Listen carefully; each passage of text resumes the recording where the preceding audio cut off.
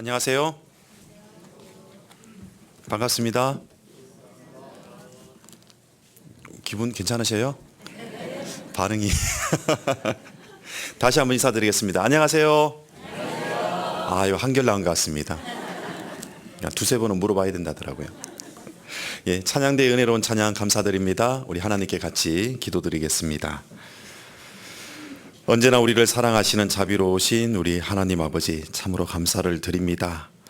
이 세상에 아무 소망 없이 태어났던 저희들을 위해서 주님께서 이 땅에 내려오셔서 저희들을 영원한 천국에 들어갈 수 있도록 그 모진 고난과 고통 다 당하시고 십자가에 돌아가시기까지 고난을 당하시며 저희 죄를 용서하신 주님, 그 사랑과 그 은혜에 우리 복음의 빚진 자의 마음을 가지고 또 아직 거듭나지 못한 사람들에게 말씀을 증거하는 삶을 살게 하신 주님, 감사를 드립니다.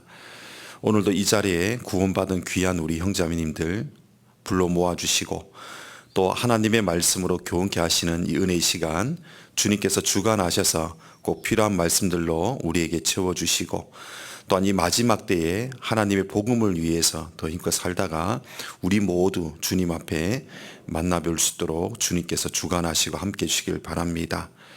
또 앞서 또 수고하시고 또 말씀으로 인도하신 우리 담임 목사님, 변정민 목사님에게 또 지혜와 능력 더해 주시고 현재도 부안교회에서 대전도 집회 말씀 주관 중이시니 말씀을 끝까지 잘 전하고 또 돌아올 수 있도록 주님께서 인도하여 주시고 또한 4월 8일부터 천안교회 양용철 목사님을 모시고 또 우리 나주교회 한 주간 대전도 집회를 준비하고 있사오니 주님 귀한 말씀으로 우리에게 들려주시고 또 새로운 영혼들 또 구원받는 천국 잔치가 되도록 주관하여 주시길 바랍니다. 또한 우리 가운데서 혹시나 또 건강이 좋지 않은 분들이 있다면 주님 건강 허락하셔서 또 주님을 위해서 살아갈 수 있는 시간의 영역을 더욱더 주시고 또한 마음의 시험 받는 분들 또한 그 시험 능히 이겨나갈 수 있도록 말씀을 주셔서 능히 이겨나가고 주님을 위해서 순종하는 삶이 되도록 주관하여 주옵소서. 오늘 우리 믿음의 식구들에게 꼭 필요한 말씀 심령에 아로새겨지는 귀한 말씀 되도록 주 성령님께서 함께 해주시길 바라며 우리를 사랑하시고 구원해 주신 예수 그리스도 이름으로 기도드립니다. 아멘. 자, 요한복음 11장 말씀을 같이 보시겠습니다.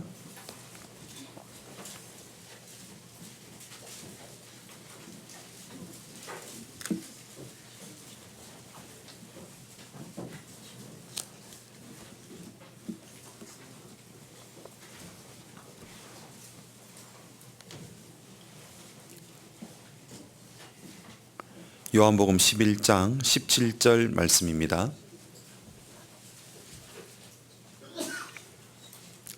예수께서 와서 보시니 나사로가 무덤에 있은지 이미 나으리라.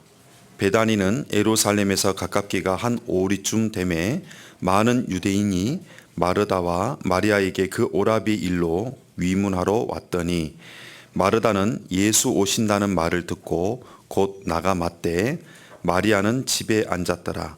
마르다가 예수께 여짜오되 주께서 여기 계셨다면 내 오라비가 죽지 아니하였겠나이다. 그러나 나는 이제라도 주께서 무엇이든지 하나님께 구하시는 것을 하나님이 주실 줄을 아나이다. 예수께서 가라사대 내 오라비가 다시 살리라. 마르다가 가로되 마지막 날 부활에는 다시 살 줄을 내가 아나이다. 예수께서 가라사대 나는 부활이요 생명이니 나를 믿는 자는 죽어도 살겠고 무릇 살아서 나를 믿는 자는 영원히 죽지 아니하리니 이것을 네가 믿느냐 했습니다. 예, 반갑습니다. 네. 서로들 좀 인사하셨는가요? 서로 한번 인사해 봅시다. 변사또로 한번 인사해 볼까요? 웬 생뚱맞게 변사또냐? 변함없이 사랑합니다. 또는 뭘까요? 또 사랑합니다. 자, 좌우 앞뒤로 변사또 인사하겠습니다. 변사또 변함없이 사랑합니다. 또 사랑합니다. 네. 그 광고 문구 보면 어떻게 사랑이 변하냐 이러잖아요. 사랑은 변하면 안 됩니다. 네. 거시기도 있는데 거절하지 말고 시키는 대로 기가 뭘까요? 거시기 기 기쁜 마음으로 하자. 이 거시기도 있는데 어쨌든 간에 잘 기억해 놓으면 좋겠습니다. 저는 지도교에서 왔습니다. 지도교회 우리 담임 목사님도 제가 지도교회 7번째 전도인이거든요. 담임 목사님이 지도교회 3번째 전도인 담임으로 계셨다가 지금 여기 계시죠. 물론 다른 데도 가셨다가. 예. 그래서 지도교회 좀 많이 좀 생각해 주시고 또 기도해 주시라고 오늘 설교 배정받은 것 같습니다. 너무 반갑습니다. 지도교회는 한 40여 명 정도 모여서 교제하고 있습니다. 40여 명, 적은 수죠? 많은 숫자는 아닙니다. 그러나 지도읍에 사는 사람들이 4천여 명이에요. 그 1%가 교회에 모여서 교제하고 있는 거죠. 2%가 되기 위해서 애를 쓰고 있습니다. 2%가 좀 부족한데 기도 많이 해주시면 좋겠고요. 제가 가보니까 지도가 80년대에 간척 사업으로 인해서 섬이잖아요. 섬도자잖아요. 그럼에도 불구하고 육지나 똑같은 것 같아요. 섬인데 뭐 배를 타지도 않고 그냥 쑥 가보면 그냥 하나의 지역이 있습니다. 그런데 거기서 생활을 해보니까 여기가 섬이다라는 생각이 들어요. 영적으로 굉장히 좀 강박하고 섬 사람들의 그 기질이 있잖아요. 그래서 쉽지 않겠다. 또 역시 쉽지 않아요. 도시에서 전도 집회를 하면 그냥 말씀 한번 들어보지 그냥 듣지만 거기에서 새로운 영혼들이 말씀을 들으려고 하면요. 또 고민하고 또 고민하고 또 고민하고 또 고민하는 여러 가지 일들이 있다가요. 또 말씀 들어오면 저 뒤쪽으로 삥 돌아서 골목길로 해서 올라와요. 다른 사람들 볼까 봐. 또 들어왔을 때 선뜻 못 들어오고요. 아는 사람 있는 거 이렇게 봐요. 혹시나 욕 얻어먹을까 봐. 굉장한 눈치를 가지고 왔다가 말씀을 듣고 가는 그런 일들이 있거든요. 그러니까 이게 구원받는다는 게 너무너무 더 어려운 시대지만 더 어려운 지역이다라는 생각이 들고요. 영적으로 굉장히 척박한 곳이고 그렇지만 그렇게 본다면 약 40여 명이 구원받아서 신앙생활 한다는 자체가 하나하나 이 영혼이 너무너무 귀한 것이다. 어쩌면 똑같은 전국에 교회가 있지만 그런 표현이 좀 그렇긴 하지만 작은 그는 시골 그것도 어촌에 있는 작은 그 지도교회에서 복음을 전하며 또 살아가고 있는 형제자매들의 상급은 더 크겠다라는 생각도 하면서 스스로 위로하고 있습니다. 우리끼리 힘내보자 이렇게 하고 있습니다. 예. 지도교회를 위해서 좀 많이 기도해 주시고요. 또 전 나주교회를 온 적이 있는데 언제 왔는가 아마 생각 2009년도에 왔더라고요. 15년 전에 왔었거든요. 그때 거의 다 어르신들이었거든요. 그랬는데 지금 보니까 이 자리가 꽉 차 있고요. 또 광주교회 어머니의 전체 모임에 갔을 때 나주교회 이제 건축하고 있는 내용 간증으로 들었었는데 진짜 감사한 것이 한 7월 정도 되면 새 건물로 가신다면서요. 예. 새 건물로 가시면 사람들 어째 달라 보입니다. 때깔이 달라지는 거 아시죠? 막 피부 색깔이 막 톤이 달라져요. 야, 진짜 너무 기대가 됩니다. 꼭 그때 입당식에도 꼭 가도록 하겠습니다. 예, 끝까지 충성을 다하시고요. 식구들도 많이 늘고 나주교회 보니까 너무 감사합니다. 나주 지역에 복음의 역사가 더 많이 일어나기를 기도하겠습니다. 오늘 말씀의 제목은 나는 부활이요 생명이니라는 말씀을 가지고 오늘 말씀을 함께 좀 나눠보려고 합니다. 오늘이 예수님께서 십자가에 돌아가시고 3일 만에 부활하신 요일이 바로 일요일 바로 주일입니다. 그래서 실제 예수님께서 탄생한 날은 알 수가 없죠. 그렇지만 예수님께서 1년 중에 언제 부활하셨는지는 정확하게 알 수가 있어요. 유대인들이 여지없이 유월절을 딱 지키고 있는 그 날, 그때 예수님께서 십자가에 돌아가셨거든요.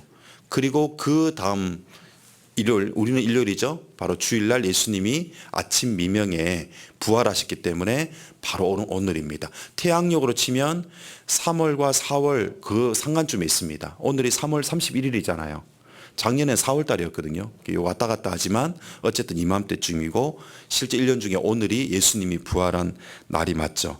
그래서 4월 8일부터 대전도 집회가 있는데 기도가 되더라고요. 전도에 대해서 말씀을 드려야 될지 부활에 대해서 말씀을 드려야 될지 이런저런 고민하다가 그래도 지금 세간에는 뭐 사순절 이것 하고 그다음 고난 주간 얘기하고 그다음에 오늘 부활절에 가서 연합 한다고 다른 게도 시끌벅적 하잖아요. 그런데 부활절에 대해서 말씀을 안 드리면 혹시나 오해하는 분이 있을 수 있기 때문에 부활절, 갈라디아서 보면 사도 바울이 말하기를 너희가 날과 달과 절기를 삼가 지키니 내가 너희에게 전한 복음 헛될까 두려워하노라 말처럼 우리는 달과 절기를 지키는 신앙생활을 하지는 않아요. 그렇지만 부활이 어떤 의미가 있는지를 알아야 되잖아요. 부활에는 성경에 보면 두 가지가 있습니다. 악인의 부활이 있고 또 선한 일을 내는 심판의 부활이 아닌 또 생명의 부활이 나와 있거든요. 근데 우리는 참된 생명을 부활을 받는 사람들이기 때문에 우리가 진짜 참된 부활을 얻은 사람이잖아요. 그래서 부활에 대해서 정확하게 좀 알 필요가 있습니다. 그래서 오늘 부활에 대한 이 말씀을 좀 드리려고 하는데 부활에 대한 그 말씀의 의미가 무엇인지를 우리가 좀 더 한번 깊이 좀 묵상해 본다면 오늘 말씀이 아주 유익하리라 생각합니다. 시간이 많지는 않기 때문에요. 그 짧은 시간 준비한 내용만큼만 다 하지 못하더라도 이렇게 좀 말씀 좀 드리도록 하겠습니다. 첫 번째는 예수님께서 나는 부활이요라고 말씀하셨는데 25절에 보면 예수께서 가라사대 나는 부활이요 생명이니 나를 믿는 자는 죽어도 살겠고 라고 말씀하신 내용이에요. 예수님께서 가라사대 나는 부활이요. 예수님께서 신약 성경에서 스스로를 소개한 여러 가지 어떤 말씀들이 나와요. 나는 세상의 빛이다. 나는 생명의 떡이다. 나는 말씀이다. 나는 하나님의 아들이다. 나는 부활이요 생명이다. 나는 양의 문이다. 나는 포도나무다. 나는 선한 목자다. 나는 안식일의 주인이다. 이런 내용들 쭉 나오잖아요. 그 중에서 오늘 나는 부활이다 라는 말씀을 좀 알아볼 건데요. 거듭난 그리스도인이 우리가 함께 신앙생활 하다가 먼저 돌아가시는 일 있잖아요. 소천하셨다라고 우리가 표현하죠. 주님의 부름을 받고 이제 영혼이 올라가신 건데요. 그래서 장례식장에 가보면 성경이 이렇게 펴져 있어요. 근데 대부분 보면 제가 먼저 들어가거든요. 들어가서 보면 성경이 펴져 있는데 대충 어디쯤 하나 등 열어놓은 경우가 있어요. 부활하고 전혀 상관없는 뭐 시편에 열려있는 경우도 있고 잠언에 열려있는 경우도 있고 가운데쯤 되니까 그러면 제가 봐서 꼭 가서 확인해 봅니다. 어디에 열려있는가, 성경이 어디에 펼쳐져 있는가 봐서 고린도전서 15장 부활장 아니면 요한복음 11장을 딱 펴서 거기다가 줄을 딱 꼽아 놓습니다. 할 수 있으면 좀 빨간 줄을 이렇게 해가지고 꽂아 놓거든요. 왜? 이 중요한 말씀 있잖아요. 나는 부활이요 생명이니 나를 믿는 자는 살겠고 또 무릇 살아서 나를 믿는 자는 영원히 죽지 아니하리니 이것을 내가 믿느냐. 아주 중요한 부활에 대한 말씀이 여기 기록되어 있기 때문이거든요. 그만큼 죽음 넘어도 우리는 부활의 소망이 있기 때문에 이 땅에 살아가면서도 기쁨 가운데 살아갈 수가 있고, 이 말씀의 배경은 나사로라는 사람이 있었습니다. 나사로라는 사람이 병들어 있는데도 예수님이 나사로에게 가지 않았습니다. 그 나사로가 이제 잠들었다고 표현했는데 죽은 것이죠. 성경에서 구원받은 사람이 죽은 것은 잠들었다고 표현합니다. 왜 잠들었을까요? 아침이 되면 다시 깨어나기 때문에, 살 소망이 있기 때문에 잠들었다고 표현한 겁니다.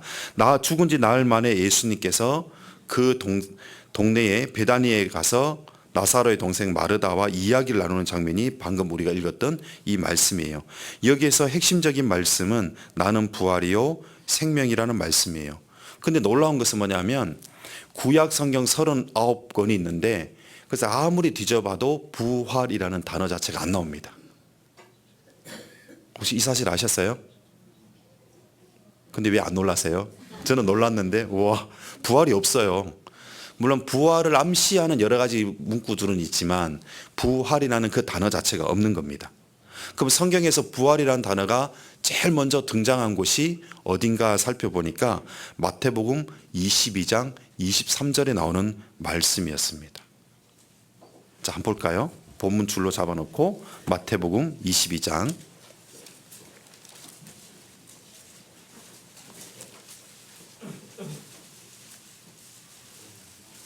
23절입니다. 마태복음 22장 23절. 부활이 없다 하는 사두개인들이 그날에 예수께 와서 물어 가로되. 그렇죠? 요게 성경에서 가장 먼저 사용되는 부활의 단어가 딱 들어간 구절입니다.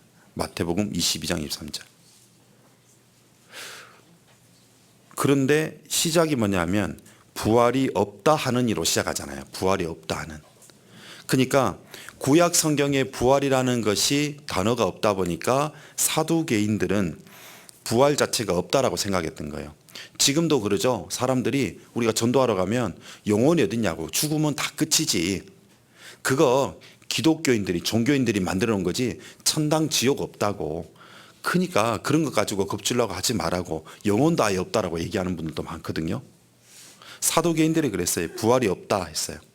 그러면서 부활이 없다라는 것을 예수님께 논리적으로 증거하기 위해서 다가와서 이런 질문합니다. 7 형제가 있는데 형수 치수제가 있기 때문에 첫째 형이 장가들었는데 자녀가 없이 죽으면 둘째 동생이 형수를 맞아들어서 손을 보려고 하는데 안 되면 셋째 동생, 넷째 동생 해서 7 형제가 다 아내를 맞이했다가 다 죽었는데, 만약에 부활이 있다면 죽음 너머에서 이 아내는 7 형제 중에서 누구의 아내가 됩니까? 라는 질문이에요. 굉장히 논리적이죠. 논리적인 거예요, 놀리는 거예요. 성경을 알고 보면 이거 논리가 아니라 놀리는 거예요. 왜냐? 예수님께서 말씀하시기를 우리가 전도 집회 때 많이 인용하는 구절이 여기에 빗대어서 29절에 나와 있어요. 29절 한번 보시겠습니다. 29절, 예수께서 대답하여 가라사대 너희가 성경도 하나님의 능력도 알지 못하는 거로 오해하였도다. 이거 전도 집회 때 말씀 많이 하죠. 오해에 대한 부분. 근데 이 오해에 대한 부분을 말씀할 때 부활과 연결해서 오해의 부분을 말씀하고 있는 겁니다. 30절, 부활 때에는 장가도 아니가고 시집도 아니가고 하늘에 있는 천사들과 같으니라. 죽은 자의 부활을 의논할진대 하나님이 너희에게 말씀하신 바 나는 아브라함의 하나님이요 이삭의 하나님이요 야곱의 하나님이로다 하신 것을 읽어보지 못하였느냐. 하나님은 죽은 자의 하나님이 아니요 산 자의 하나님이시니라 하시니 무리가 듣고 그의 가르치심에 놀라더라. 결론은 부활은 분명하게 있다.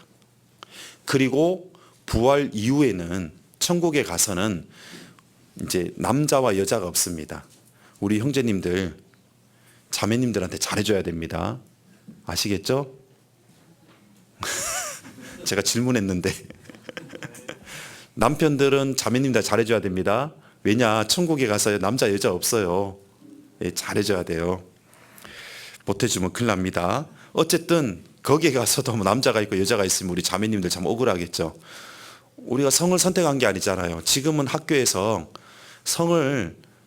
너희가 성을 선택할 수 있다라고 가르친대요. 학교에서 지금 학생들한테. 참 이상한 시대를 살고 있죠. 그리고 유럽에 있는 어떤 국가는요, 아이가 태어나면 남성, 여성. 그러니까 우리나라는 주민등록증이 나오면 남자, 여자를 1번, 2번 홀수 짝수로 이렇게 나눠지잖아요. 그런데 그걸 선택하지 않아요. 빈 공란을 둬요. 왜 공란이냐면 이 아이가 자라서 나중에 내가 남자가 되고 싶으면 남자라고, 여자가 되고 싶으면 여자라고 선택할 수 있도록 해준 거거든요. 그러니까 하나님의 법칙을 다 깨버리는 겁니다. 그죠? 그 천국에서나 가능하죠. 천국에서 이제 성이 없으니까. 어쨌든 부활 때는 그렇다고 말씀하시면서 너희가 오해하였도다 이렇게 말씀하신 것이 부활에 대해서 사용되는 첫 번째 말씀인 겁니다. 근데 부활이 없다면 우리의 모든 신앙은 헛된 신기루처럼 돼버려요. 부활이 없다면 우리의 믿음은 다 거짓이 되어버립니다. 그만큼 부활이라는 거 중요한 겁니다. 부활이라는 것은 죽었다가 다시 살아난 것을 부활이라고 얘기하죠. D.L. 무디가 말하기를 만일 지옥이 없다면, 그러니까 천국과 지옥 부활이 만약에 없다면 성경책은 다 불태워버리자 했습니다. 부활이 없고 천국이 없고 지옥이 없는데 왜 성경이 필요하냐 이거예요. 그러니까 부활이 없다면 성경 자체가 필요 없으니까 불태워버리자라고 D.L. 무디가 얘기했고, 많은 시간과 많은 돈을 들여가지고 예배당을 건축할 필요 없다. 교회당을 건축할 필요도 없다는 거죠. 도리어 있는 예배당도 교회당도 오락시설로 개조해야 되지 않느냐라고 D.L. 무디가 이야기했다고 해요. 그만큼 부활, 천국, 지옥은 굉장히 중요한 겁니다. 그것 때문에 우리는 복음을 전하고 있잖아요. 그것 때문에 우리의 목숨을 걸고 있잖아요. 그게 아니라면 더 나은 오락시설이 완비되어 있고, 어떤 곳에 보면 교회 옆에 비전센터라고 지었는데 비전센터 맨 위에 꼭대기가 헬스장이에요. 들어보니까 그 헬스장은 한 달 이용료가 1,000원이랍니다.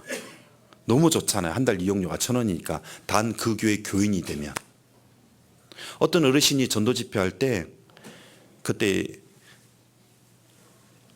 오전 집회를 하고 있는데 그때 어르신들을 열 몇 분을 데리고 왔어요. 말씀을 다 듣고 식사도 맛있게 하고 난 다음에 어르신들이 안 가는 거예요. 수근덕 있는 거예요. 그래서 왜 안 가시나 했더니 막 그 다음 날 오신 분이 두 분밖에 안 오신 거예요. 그래서 제가 왜 안 오셨냐고 여쭤보니까 하는 얘기가, 다른 교회는 가면 밥도 주고 집에 잘 가라고 차비 3,000원을 주는데 이 교회는 오니까 밥만 주고 돈을 10원도 안 주더라는 거예요. 그러니까 다른 교회들은 뭐 그런 헬스장을 만들어 온다든가 어르신들 오면 차비를 준다든가 뭔가 그렇게 해서 교인을 모으잖아요. 근데 우리는 정말 순수한 마음에 우리가 부활할 거라니까, 우리가 천국 갈 거라니까 거기에 모든 것을 다해서 말씀을 전하는 것은 전도의 방식 자체도 완전히 다른 것이죠. 그렇다면 대체 부활과 죽음이라는 상관관계가 어떻게 이루어진가에 대해서 우리가 좀 알 필요가 있는데요. 하나님은 인류의 첫사람이었던 아담과 한 가지 조약을 맺게 돼요. 그 어떤 조약이냐면 창세기 2장 15절에 보면 여호와 하나님이 그 사람을 이끌어 에덴 동산에 두사 그것을 다스리며 지키게 하시고, 다스리며 지키게 하셨는데 여호와 하나님이 그 사람에게 명하여 가라사대 동산 각종 나무의 실과는 내가 임의로 먹되 선악을 알게 하는 나무의 실과는 먹지 말라. 내가 먹는 날 정령 죽으리라 그랬거든요. 이 말씀은 인간의 근원에 대해서 말씀하신 게 창세기잖아요. 그러니까 사람들은 말할 때 그건 뭐 기독교에 사는 이야기지라고 말을 많이 하거든요. 근데 성경을 보면 기독교를 뛰어넘는 겁니다. 제가 전도 집회할 때 칠판에다가 어떻게 그림을 한번 그려서 알려주냐면, 동그라미 안에다가 사각형을 그려놓고 혹시 이거 뭔지 아세요? 제가 한번 여쭤봐요. 그 뭐냐면 동그라미는 지구고 안에 사각형은 하나님 말씀입니다. 이 그림이 옳은 것일까요? 아니라는 거죠. 반대로 사각형을 그려놓고 그 안에다 동그라미를 그립니다. 그 뭐냐? 지구 안에 말씀이 있는 것이 아니라 말씀 안에 지구가 있는 겁니다. 사각형 안에 동그라미가 있는 겁니다. 기독교는 지금부터 생긴 지가 약 2000년 정도밖에 안 되지만 성경이 시작된 것은 3500년 전이에요. 유대교가 생긴 것은 지금부터 2600년 전이지만 성경이 시작된 것은 지금부터 3500년 전입니다. 창세기 1장부터 시작해서 창세기 자그마치 11장까지는 전 인류에 대한 내용이 다 들어있어요. 그러니까 이건 종교책이 아닌 거예요. 또한 요한계시록 4장 이후 특별히 6장부터 시작해서 마지막 장까지는 온 인류의 재앙과 또한 다음 세계 천년왕국과 영원한 세상에 대한 내용이 있기 때문에 이건 기독교적인 내용이 아닌 거거든요. 그러니까 이건 종교 이야기가 아닌 겁니다. 온 인류에 대한 이야기인 거예요. 그래서 사람들은 세상에 살면서 사람이 죽는 건 당연한 것 아니야? 당연하다고 생각하잖아. 왜? 수천 년 전에 사람도 죽어왔고 지금도 오늘 하루를 살아가면서 어딘가에서는 사람이 또 죽어가잖아요. 그래서 제가 통계청 자료를 알아보니까 대한민국에서 하루 동안에 죽는 사람들이 몇 명이나 될까? 제가 꽤 놀랐었어요. 660명이 죽습니다. 오늘 하루를 살면서 대한민국에서 죽는 사람이 660명. 장례업 하시는 분들이 돈 많이 벌겠죠. 하루 660명이 죽으니까. 근데 어제 안 죽고 살아있었으니까 우리가 여기 모여 있는 거예요. 660명. 그 중에서 스스로 혀를 깨물거나 옥상에 올라가서 떨어지거나 줄을 달아서 못 매달거나 자살하는 사람이 43명. 약 30분에 한 명씩 스스로 죽는 겁니다. 자살해요. 암으로 죽고 다쳐서 죽고 노안으로 죽기도 하고 뭐 자연사하기도 하고 여러 가지 이유로 죽는데, 사람들은 그 죽는 것은 당연하다고 생각하지만 실은 그렇진 않아요. 하나님이 아담에게 약속했잖아요. 네가 먹는 날 정령 죽으리라. 영원히 죽고 이제 먹는 날 그때부터 사람은 죽을 수밖에 없는 유전자를 타고 아담의 후손들은 다 태어나게 돼 있습니다. 그러니까 우리도 하나님이 정해줬잖아요. 우리의 연수가 70이요 강가라면 80이라도 그랬죠. 이게 자연 수명인 거거든요. 잘 살면 80년이거든요. 더 사는 분도 있는데요. 그렇죠. 골골 하면서 약을 먹으면 살잖아요. 처음에 한 알 먹다가 두 알 먹다가 세 알 먹다가 나중에 약을 이만큼 먹으니까 어떻게 해요? 밥 안 먹어도 배가 부르죠. 약은 계속 늘어요. 예. 약이 완전하지 않으니까 그 약의 부작용을 따라 약이 숫자가 계속 늘잖아요. 약으로 살아가는 거예요. 그냥 수명을 조금 늘릴 뿐이에요. 근데 어떤 목사님은 이런 얘기 하시더라고요. 한 세대가 가기 전에 일이 다 이룬다니까 보통 성경에 기록된 한 세대가 30년이면 그 세대를 계속 하나님 늘리고 있는 마지막 시대, 하나님이 더 많은 영혼들이 구원받길 원하는 그런 마음이다 했을 때도 굉장히 마음에 공감이 되었습니다. 성경 히브리서 9장 27절에 보면 한 번 죽는 것은 사람에게 정하신 것이요. 자, 밤이 되면 잠자죠. 그 당연한 거잖아요. 밤이 되면 잠이 자도록 하나님께서 정하신 것처럼 사람이 한 번 죽는 것도 하나님 정하신 것이거든요. 그래서 죽는 것은 왜 죽는가? 아담이 범죄했기 때문에 죽는다. 죽음에 이르는 유전자를 우리 가지고 태어났다. 이 분명한 사실이고요. 그러면 사람들이 죽음에 대한 그 이유에 대해서 로마서 5장 12절에 말씀하고 있는데 이러므로 한 사람으로 말미암아 되어 있습니다. 한 사람으로 말미암아 죄가 세상에 들어오고 죄로 말미암아 사망이 왔나니 이와 같이 모든 사람이 죄를 범하였으므로 죄를 지었으므로 사망이 모든 사람에게 이르렀느니라. 결국에는 성경책은 죽음과 다시 살리는 부활 이 두 가지 내용으로 되어 있는 겁니다. 거기 핵심 주인은 예수님이시고요.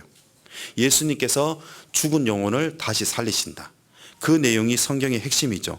로마서 5장 17절에도 한 사람의 범죄를 인하여 사망이 그 한 사람으로 말미암아 왕노릇하였다.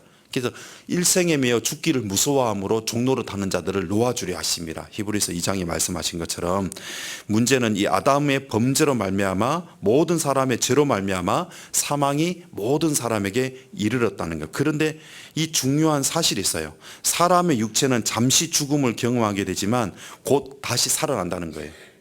누구는 심판의 부활로 살아나서 영원히 지옥 가고 누구는 생명의 부활로 살아나서 영원히 천국 간다는 겁니다. 오해하면 안 되는 것이요. 사람들은 종교심이 있다 보니까 죽음은 영혼이 빠져나가서 영혼이 사는 곳이 천국이고 영혼이 벌받아서 가는 곳이 지옥이라 생각하는데 성경에 보면 요한계시록에 보면 죽은 육체까지 살려가지고 같이 보내죠. 그럼 죽은 육체를 왜 살릴까라는 문제인데 살리는 이유는 뭐냐면 구원 안 받은 사람은 육체를 가지고 평생 동안 죄를 지었잖아요. 그러면 이 육체도 그 죄에 대한 벌을 받아야죠. 그러니까 이 육체를 살려가지고 이 육체가 죽지 않는 육체로 하나님이 만드신 가운데 지옥에서 영원토록 형벌을 육체도 받고 마음도 받고 영혼도 받게 되어 있는 겁니다. 그럼 구원받은 이후에 신앙생활은 무엇으로 할까?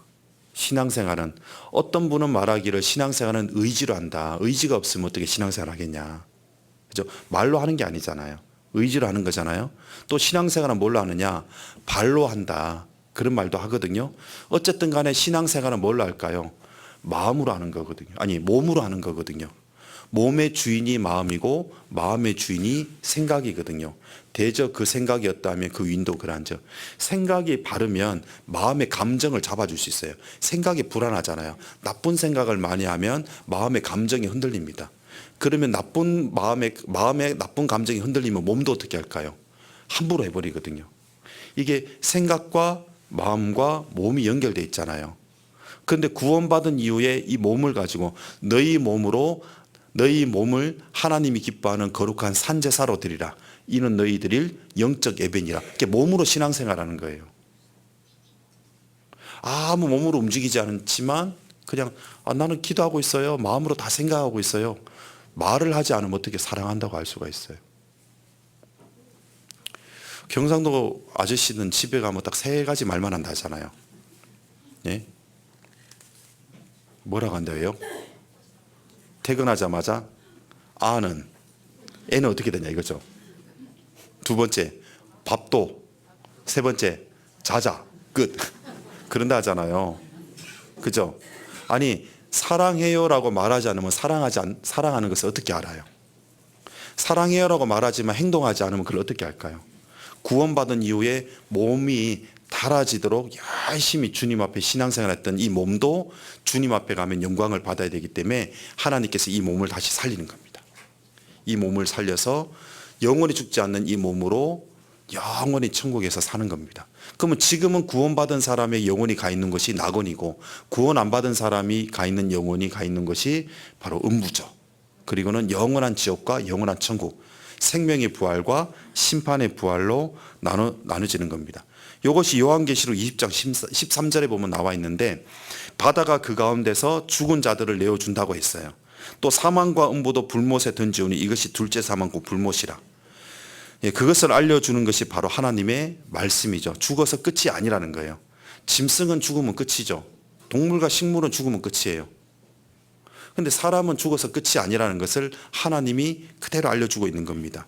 예수님께서는 부활 그 자체가 되셨어요. 나는 부활이요 생명이니 라고 말씀하셨죠. 예수님께서 지금부터 2000년 전에 이스라엘 땅에 오셨습니다. 33년의 생애를 사시고 십자가에 못 박혀 돌아가시고 무덤에 장사되셨지만 3일 만에 다시 부활하셨습니다.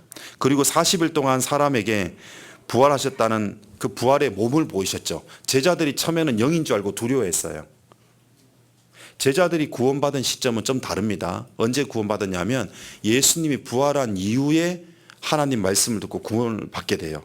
제자들이 구원받는 시점은 좀 달라요. 예수님께서 부활해서 나타나니까 영인 줄 알고 무서워 막 떱니다. 그때 예수님께서 누가복음 24장에 보면 이렇게 말씀하십니다. 난이 두려워하지 말라라고 말씀하시면서 손과 발을 보이고 만져보라라고 얘기합니다. 영은 살과 뼈가 없으되 나는 너희 보는 바와 같이 있느니라. 그리고 손과 발을 내미셨다 이렇게 말씀하셨는데, 그냥 읽을 수 있는 이 말씀을 쭉 묵상해 보면 굉장히 깊은 의미가 그 안에 들어있어요. 왜 그 어떤 말씀이 들어있냐면, 본래 예수님은 하나님이었잖아요. 요한복음 4장 24절에 보면 하나님은 뭐죠? 영이시잖아요. 하나님은 영이시니 영은 살과 뼈가 있습니까 없습니까? 없죠. 우리를 구원하기 위해서 하나님은 우리를 위해서 죽으셔야 했고 피를 흘려주셔야 되는데, 하나님은 영이기 때문에 몸이 없으니까 죽을 수 있어요 없어요? 없죠. 살과 피가 있어요 없어요? 없죠. 근데 하나님이 나를 위해 우리를 위해서 죽기 위해서는 죽을 수 있는 몸으로 또한 흘릴 수 있는 육체를 가진 그 피가 있는 육체를 가지고 오셔야 되거든요. 그래서 내가 영이었던 하나님이었지만 이제 너희를 위해서 죽을 수 있는 이 몸을 가지고 와서 채찍에 맞고 십자가의 죽음으로 너희를 위해서 피를 흘려줬다라는 걸 보여준 거예요. 그래서 영은 살과 뼈가 없으되 너희 보는 바와 같이 나는 있느니라고 말씀하신 건 굉장히 놀라운 내용이 그 안에 있거든요. 그러면서 손과 발을 보이시면서 예수님이 쭉 말씀하시기를 선지자의 글과 또한 모세의 글과 선지자의 글과 시편의 나를 가리켜 기록된 것이 이러하리라 하고 말씀을 쭉 전할 때 제자들이 그때 구원받거든요. 근데 예수님의 처음 어떤 그 부활한 모습을 보고 무서워하면서 예수님이 보여주는데도 불구하고 오히려 기뻐서 믿지 못하더라는 말씀이 그 안에 들어있어요. 그리고 다시 말씀을 쭉 전해줄 때 그때 구원을 받았습니다. 근데 예수님께서 탄생한 날은 나와 있지 않죠. 앞서 제가 말씀드린 것처럼.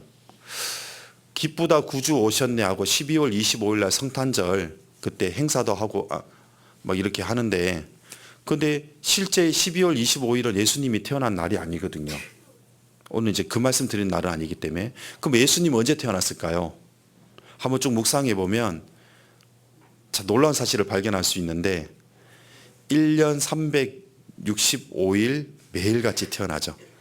저는 90년 1월 15일 날 구원받았는데 90년 1월 15일 날 예수님이 내 안에 태어난 거잖아요. 각자의 구원받은 날 있죠. 구원받은 날 예수님이 그 안에 태어나셨잖아요. 예수님은 끊임없이 성령님으로 구원받은 사람의 10년 가운데 태어나고 있는 겁니다. 탄생 날짜는 알 수가 없습니다. 실제. 그렇지만 확실하게 알 수 있는 것은 뭐냐면 예수님의 부활한 날짜를 정확하게 알 수 있습니다. 왜냐하면 예수님은 이스라엘 백성들이 애굽에서 출애굽한 6월절에 돌아가셨기 때문입니다. 고린도전서 5장 7절에 보면 우리의 6월절 양 곧 그리스도께서 희생이 되셨느니라 이렇게 말씀하셔요. 이스라엘이 출애굽한 6월절은 예수님이 정확하게 돌아가신 그 날이거든요. 같은 날. 출애굽기 12장에 보면 하나님께서 모세에게 이스라엘 백성들이 6월절에 애굽에서 6월절 양의 피를 통해서 나오게 하셨는데, 나온 그 달을 해의 첫 달로 삼았다라는 내용이 출애굽기 12장 2절에 나와 있어요.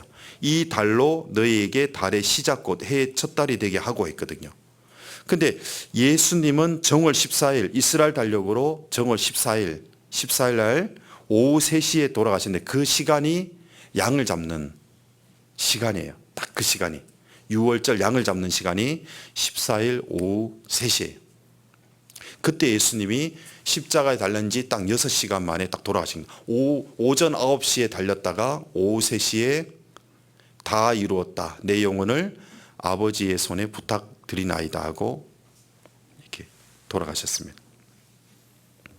그리고 무덤에 장사되시고 정월 15일 안식일을 거쳐서 정월 16일 날 예수님께서 부활을 하신 겁니다. 그래서 유대 달력으로 정월 16일인데 우리 달력으로 하면 3월 한 5째 주 바로 오늘 3월 31일이 되는 거죠. 근데 이게 유대력과 태양력, 우리가 쓰는 태양력, 우리나라도 음력과 양력이 있죠. 이런 상관관계가 있다 보니까 매년 날짜는 조금씩 달라지지만 유대력은 정확한 이 날짜를 가지고 있습니다. 다른 교회들은 부활절 지킨다고 뭐 부활절 행사를 대대적으로 하지만 그들이 구원을 받지 못한 사람이 대다수니까 생명의 부활을 받지 못할 거 아니에요. 그냥 행사에 몰입하는 겁니다. 성탄절처럼. 진짜 성탄절은 내 안에 태어난 예수님이잖아요. 소위 구원 안 받은 사람이 생일을 굉장히 중요하게 생각하잖아요. 우린 생일보다 뭐가 더 중요해요? 내가 구원받은 날이 더 중요하거든요. 내 안에 예수님이 태어난 날이 정말 더 중요하거든요. 또한 부활절이 중요한 것이 아니라 부활이 대체 어떤 의미를 가지고 있는지가 너무 중요하고 예수님의 죽음과 예수님의 부활하심이 갈라디아서 2장 20절에 있는 것처럼 내가 그리스도와 함께 십자가에 못 박혀 죽었나니 라고 말씀한 거죠. 같이 십자가에 죽고 이제 내가 다시 사는 것은 주님과 함께 다시 부활하는 내용. 이제 그런 내용들이 더 중요한 겁니다. 그래서 이 신약 성경에만 예수님의 부활에 대한 내용이 자그마치 약 한 104회 정도나 기록이 되어 있다고 합니다. 이 기독교는 예수님의 죽음과 부활 그 사실을 기초한 것 위에 세워져 있는 것이거든요. 자, 누가복음 24장 한번 보시겠습니다.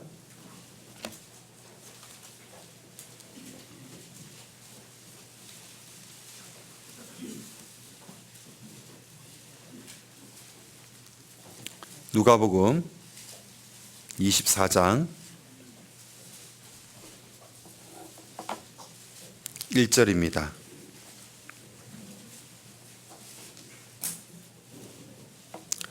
안식 후 첫날 새벽에 이 여자들이 그 예비한 향품을 가지고 무덤에 가서 돌이 무덤에서 굴려 옮기운 것을 보고 들어가니 주 예수의 시체가 배지 아니하더라.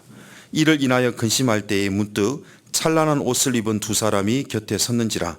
여자들이 두려워하여 얼굴을 땅에 대니 두 사람이 이르되 어찌하여 산자를 죽은 자 가운데서 찾느냐. 여기 계시지 않고 살아나셨느니라. 갈릴리에 계실 때에 너에게 어떻게 말씀하신 것을 기억하라.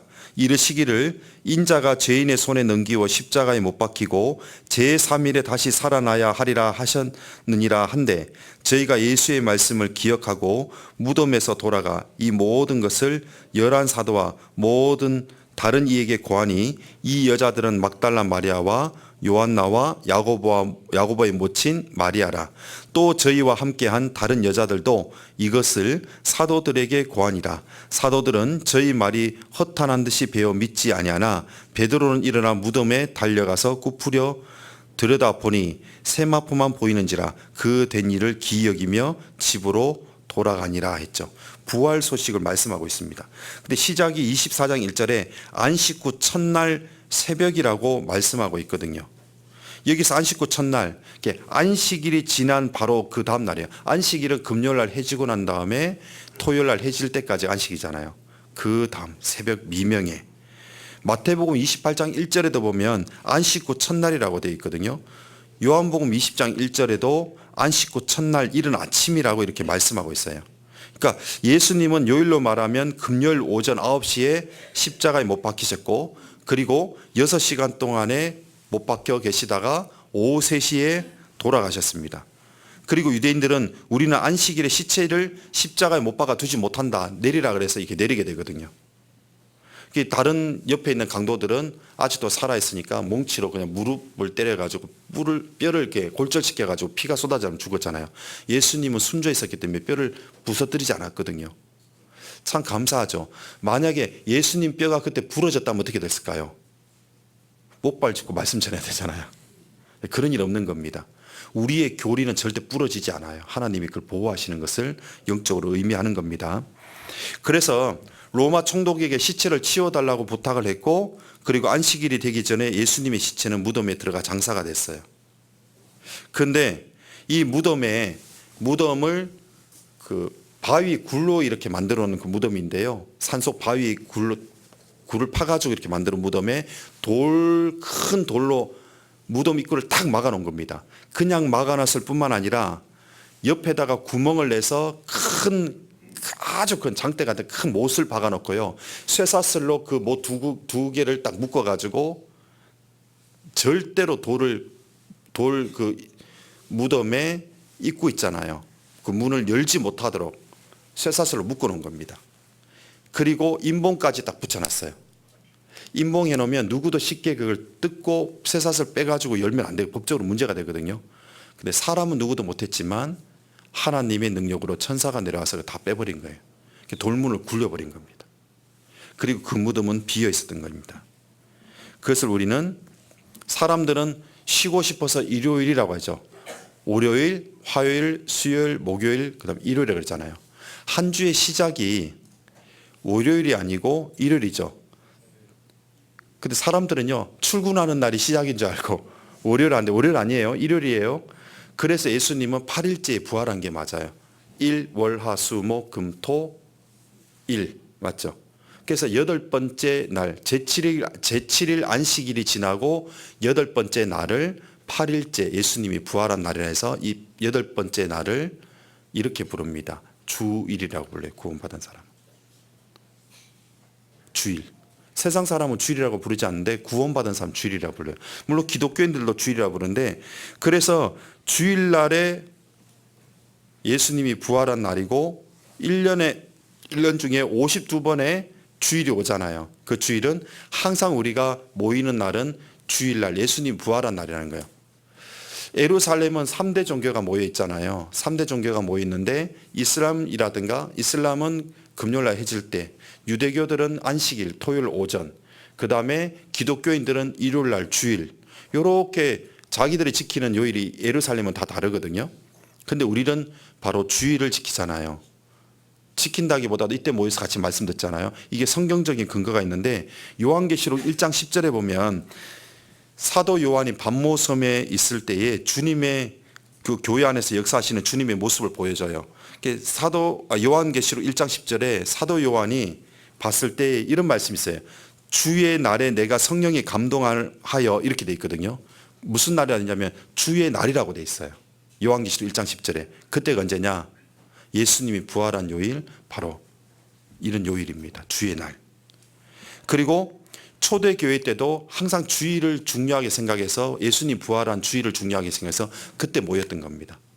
그것이 공교롭게 지금은 모든 사람들이 빨간 날짜로 같이 쉬는 일요일이 된 거고, 우리에게는 주일이죠, 당연히. 안식 후 다음 날, 그래서 주일은 예수님이 부활하신 것을 기념하는 날인데요. 이 날이 바로 아주 중요한 날이에요. 그리고 8번째 날이라 그랬잖아요. 8이 뭘 의미하냐면, 8은 하나님께서 부활하신 날을 숫자 8로 이렇게 여겨주셔요.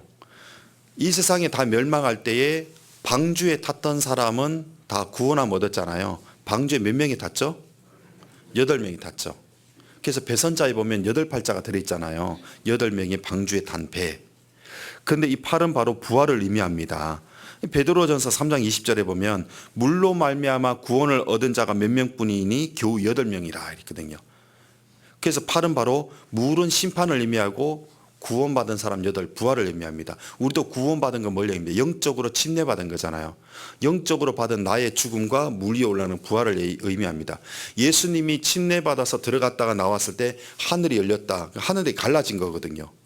그런 말 들어보셨죠? 하늘이 무너져도 솟아날 구멍은 있다라고 말한 것처럼 하나님과 우리 사이의 죄로 인해서 완전히 닫혀 있었는데 이제 그 구원의 문이 열려버린 거예요. 근데 그것처럼 각자가 구원받을 때 역시 죽음과 부활을 의미하는 영적 침례가 이루어지는 것이 구원이거든요. 그걸 실제로도 구원받고 난 다음에 얼마간 시간이 지나지 않아서 하계 수양회든 아니면 춘추계나 아니면 우리가 개인적으로 우리 교회에서도 야외로 가서 침례식을 하잖아요. 그때 이것을 실제로 한번 우리가 해보는 겁니다. 어쨌든 간에 8은 부활을 의미하는 숫자인 것이 분명한 사실입니다. 한때 석가모니 뼈 있잖아요. 여기도 보니까 네팔 선교하고 계시더라고요. 맞죠? 맞나요? 맞습니다. 본래 석가가 태어난 것이 네팔이라면서요. 그죠? 네팔 선교를 하고 있는데 한때 석가모니 뼈 있죠. 뼈가 났다고. 어디든 석가모니 이가 발견됐다고. 그걸 계속 보관하면서요. 엄청 중요하게 생각합니다. 뼈가 발견됐다고 인도에서 위시한 불교국에서 한동안 떠들썩했던 적이 있어요. 이거 부처님의 뼈라고 대단하게 생각하잖아요. 그래서 그 인도 사람들이 모여서 막 시가행진을 하고 막 하는데 한 선교사가 그의 친구에게 만약 저들이 예수 그리스도의 뼈를 하나라도 발견했다면 그랬다면 얼마나 더 대단했겠냐고 이렇게 말할 때 선교사가 말하기를 그러면 기독교가 다 망해버린다고. 예수님의 뼈는 발견되면 돼요, 안 돼요? 안 돼요. 살아나셔야 돼요. 그래서 모든 종교는 대단한 영웅이 왔다가 종교적인 인물이 죽었다는 거예요. 근데 예수님 어떻게 했어요? 죽었는데 살아났다는 겁니다. 무덤이 비어 있었다는 겁니다. 기독교는 그들처럼 죽은 자에 믿는 종교가 아니라 산 자를 믿는 종교예요. 그게 믿는 믿음이죠. 죽은 자를 믿는 것은 바른 게 아니죠. 죽을 수밖에 없는 인간을 믿는 종교가 아니라 영원히 살아계신 하나님을 믿는 종교이기 때문입니다. 예수님께서 부활하신 날 새벽 여자들이 향품을 예비해 가지고 예수님의 무덤을 찾아가서 예수님을 찾았을 때 어떻게 말했냐 하면 5절에 여자들이 두려워하여 얼굴에 땅을 대니 두 사람이 이르되 같이 읽어볼까요? 어찌하여 산자를 죽은 자 가운데 찾느냐. 우리는 이 말씀 하나만 있어도요 주님 앞에 갈 때까지 어려움을 당해도 이겨나갈 수 있어요. 주님이 살아나셨는데 비록 육체의 아픔이 있을지라도 이 고난 중에 고통이 있을지라도 사람으로 인해서 환경적으로 어려움이 있을지라도 내가 왜 그러잖아요. 사람들이 힘들면 어떡 해요. 너무 힘들어가지고 교류하는 것도 끊어버리고 전화도 안 받고 집안에 들어가지고 막 그냥 바닥 파고 들어가잖아요. 막 동굴 속으로 들어가잖아요. 나는 안 될 것 같아. 나는 아무것도 안 될 것 같아. 그 자포자기하는 사람들이 있잖아요. 그런데 어찌하여 산자를 죽은 자 가운데 찾느냐. 요셉은 구덩이에 빠졌잖아요. 구덩이에 빠지니까 앞으로 나갈 수도 없죠. 파고 들어갈 수도 없죠. 다 막혀 있잖아요. 열린 곳은 하늘밖에 없는데 위쪽을 바라보니까 형들이 뭐라고 얘기해요? 저 꿈쟁이 죽여버리자고. 근데 요셉이 가만 생각해 보니까 형들 그 뒤에 있는 저 하늘 있죠. 하늘. 하나님이 계시잖아요. 형들 말 듣지 않고 하나님께 기도한 거예요. 하나님이 자비하셔서 결국은 요셉이 종으로 팔려갔잖아요. 요셉이 죽었는데 살아난 겁니다. 어려운 환경 속에서 하나님을 의지할 때 하나님이 우리를 살려주는 거예요. 어찌하여 산자를 죽은 자 가운데 찾느냐. 우리 세상을 보고 신앙생활 하는 게 아니거든요. 그래서 어찌하여 죽은 자를 산자 가운데 찾느냐. 이 자체가 뭐냐 하면 기쁜 소식인 겁니다. 부활은 우리에게 무슨 소식일까요? 기쁜 소식입니다. 부활은. 다시 본문 요한복음 11장 요한복음 11장 21절입니다.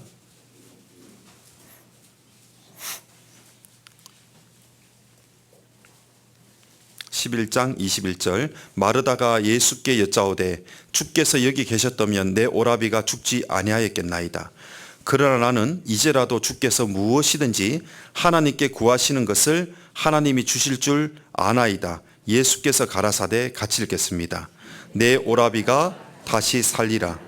이것보다 더 기쁜 소식이 있을까요? 이거 대단하지 않아요? 장례식장에 갔잖아요. 교회장으로 해달라고 그래요. 갑니다. 그런데 거기에는 구원받은 형제자매들도 있고 가족 중에 구원 안 받은 식구들도 있잖아요. 구원 안 받은 식구들은 그냥 이게 기독교장으로 하는 의례 형식인 줄 알아요. 그래서 울고불고 막 힘들어합니다. 그때에 꼭 제가 인용하는 말씀이 바로 이 말씀입니다. 나사로가 죽은 지 나흘 됐는데 그 나사로에게 예수님 말씀하시기를 내 오라비가 다시 살리라 했다고, 걱정하지 마시라고. 지금 이 영정에 있지만 그러나 이분 반드시 다시 살아날 거니까 걱정하지 마시라고. 근데 그 사람 얼굴을 보면요, 그 말을 이해했을까요? 이해하지 못한 얼굴이에요. 그냥 목사님이니까 그렇게 얘기하는가 보다. 제가 거짓말할까요? 없는 말 얘기할까요? 있는 말 하잖아요. 이게 얼마나 대단한 말씀입니까? 내 오라비가 다시 살리라. 미국 대통령을 지낸 부시가 부통령 시절에 소련 브레즈네프 수상의 장례식에 미국 대표로 참석을 한 적이 있어요. 근데 소련은 그 당시, 지금도 러시아 마찬가지지만 무신론 국가였잖아요. 그런데 미국 대표로 참석을 했었는데 장례식은 공산당 그 관례대로 진행이 돼요. 그런데 모든 것은 죽음을 상징하는 검정색이나 붉은색으로 뒤덮여 가지고 장례식이 쭉 진행됐는데, 장례식 말미에 고인을 위한 마지막 경의를 표하는 순서가 있었습니다. 그때 이때 고인의 부인이 앞으로 나왔어요. 그리고 그녀의 품에서 간직했던 백합 한 송이를 꺼내 가지고 관 위에 딱 올립니다. 근데 이게 놀라운 겁니다. 소련에서는. 왜 놀랍냐 하면 예수님이 이런 말씀하셨잖아요. 들에 핀 백합화를 보라. 이 백합은 부활을 상징하는 꽃이거든요. 근데 이것을 올렸다는 자체가 소련 입장에서는 굉장히 불경스러운 일이거든요. 근데 그걸 딱 올린 겁니다. 그건 이거 왜냐? 러시아 종교회가 전통적으로 해왔던 방식들을 묵살시켰던 것을 다시 한 거예요. 부활을 상징하는 꽃입니다. 그리고 이 미망이는 남편 시신 앞에서 무릎을 꿇고 기도를 했던 거예요. 그 순간에 정적이 휩싸인 겁니다. 여인은 기도를 하였고 잠시 후에 일어선 그녀는 성호를 건 거예요. 캐톨릭식으로. 이걸 본 옆에 있는 사람들도 다 따라 성호를 거버린 거예요. 소련에서요. 무신론 공산주의에서요. 이 광경을 지켜봤던 조지 부시는 이렇게 말합니다. 이 얼어붙어 있던 소련 땅의 기독교의 신앙은 완전히 죽어버린 줄 알았는데, 그런데 이 순간 부활의 신앙이 다시 부활되고 있다. 이것을 나는 목격했다라고 어떤 기자한테 이야기한 것을 쫙 이 신문에 나온 겁니다. 사람의 본성 자체가 부활을 알고 있어요. 로버트 잉고솔이라는 사람이 있어요. 누 웰리스와 함께 친구였어요. 성경은 거짓말이다. 사람이 죽으면 끝이지. 무슨 사람이 죽어서 다시 살아난다는 것이 천국과 지옥이 있다고 해가지고 사람을 종교에 사로잡느냐. 성경이 거짓이라는 걸 만들어내겠다고 누 웰리스가 그 책을 만들다가 꼬꾸라져 가지고요, 구원을 받고 배너라는 책을 만들어냈잖아요. 유명하죠. 그 친구가 로버트 잉고솔이에요. 다니는 데마다 하나님은 없습니다. 제가 지금부터 하나님에 대해서 욕을 할 테니 만약에 하나님이 진짜 계신다 죽을 겁니다. 보십시오. 하나님에 대한 한 좋은 욕을 막 했습니다. 사람들을 모아놓고 강연장에서. 보십시오. 저 괜찮죠? 그랬던 사람이 로버트 잉고솔 무신론자였어요. 근데 이 하나밖에 없는 딸이 아파가요. 죽어가요. 벌 받은 거죠. 없으니까 제가 얘기합니다. 근데 이 딸이 아빠한테 물어봐요. 아빠, 엄마는 천국이 있다 하고 아빠는 천국도 지옥도 없다 하고 죽으면 다 끝이라고 하는데 아빠, 천국 있어 없어? 아빠가 뭐라 했을까요?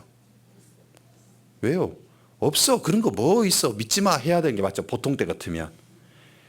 그런데 정말 사랑하는 이 아이가 죽어가는 마지막 질문에 아빠는 말하기를 네 엄마 말이 맞다. 천국은 있어. 인간의 본성이죠. 새는 죽을 때 울음이 슬프고 사람은 죽을 때 말이 정직한 게 맞잖아요. 사람이 죽으면 다 끝이지 영원히 어디 있어 해놓고 있어 사랑하는 가족이 딱 죽잖아요. 그럼 어떤 줄 아세요? 하늘나라에서 행복하게 살아라고 이렇게 얘기해요. 그 인간의 본성이에요. 그거 모르고요 그냥 무덤 위에서 깨춤을 추는 겁니다. 안 죽을 것처럼. 그거 아니거든요.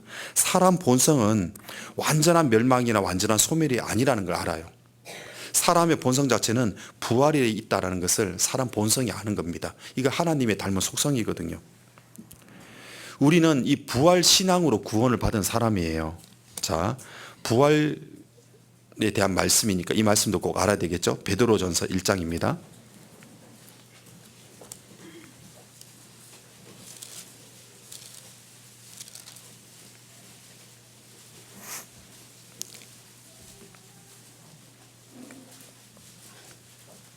베드로전서 1장 3절.